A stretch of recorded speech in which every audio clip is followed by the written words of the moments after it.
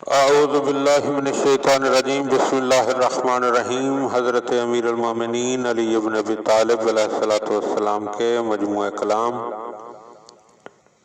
نہج البلاغہ کے تیسرے باب کا 291 نمبر فرمان، اور یہ فرمان ذیشان اس وقت جاری ہوا جب مولا اشعث ابن قیس کے بیٹے کی وفات کے موقع پر پرسے کے لیے تشریف لے گئے تو آپ نے ارشاد فرمایا،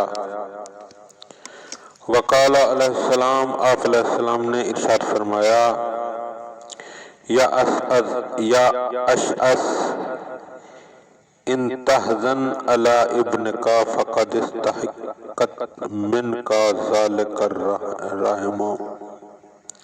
اے اشعث، اگر تم اپنے بیٹے پر غم کا اظہار کرو تو خونی رشتہ تمہیں ایسا کرنے کا حق دیتا ہے۔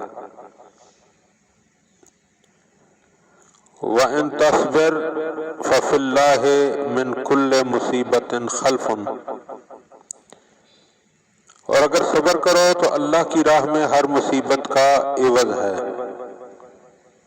یا اشعث، اے اشعث، ان صبرت جرى علیک القدر وانت ماجور۔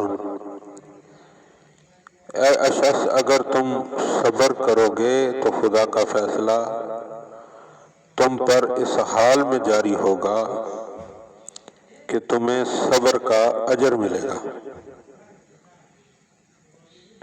وَإِن جَزَعْتَ جَرَى عَلَيْكَ الْقَدْرُ وَأَنْتَ مَعْذُورٌ، اور اگر تم نے بے صبری کی، چیخ و پکار کی، روئے پیٹے، تو خدائی فیصلہ تم پر اس حال میں نافذ ہوگا کہ تم بے صبری کا بوجھ اٹھائے ہوئے ہوگے۔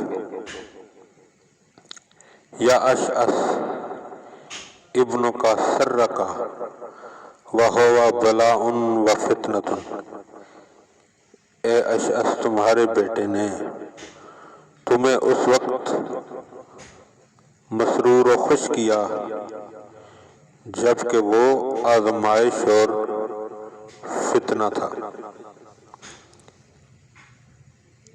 وَحَزَنَكَ وَهُوَ ثَوَابٌ وَرَحْمَةٌ، اور تمہیں اس وقت محزون کیا جب کہ وہ ثواب اور رحمت تھا۔ مطلب یہ ہے کہ انسان کو جب نعمت ملتی ہے تو انسان خوش ہوتا ہے، حالانکہ وہ نعمت اس کے لیے آزمائش ہوتی ہے، اور جب وہ نعمت چلی جاتی ہے تو انسان محزون ہوتا ہے، جبکہ اس وقت وہ نعمت کا جانا، اگر وہ اس نعمت کے جانے پر صبر کرے تو اس کے لیے اجر اور رحمت کا سبب بنتی ہے۔ اللہم صلی علی محمد و آل محمد۔